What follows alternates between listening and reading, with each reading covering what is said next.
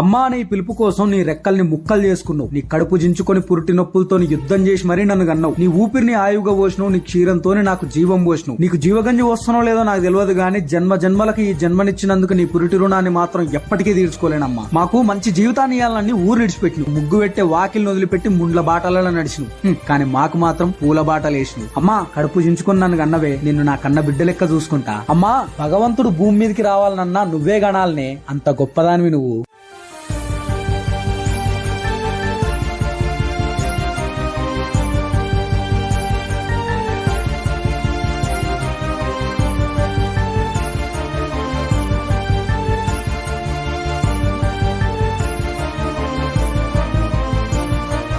ఇంత చేసిన నీకు అమ్మకోటి రాసిన నీ రుణాన్ని తీర్చుకోలేను. ఫైనల్ గా మా అమ్మకు అమ్మగాలేని ప్రతి అమ్మకు మీ ఈ శివుడి తరపున హ్యాపీ మదర్స్ డే అమ్మా. చలో ఫిర్ మిలేంగే, బాయ్.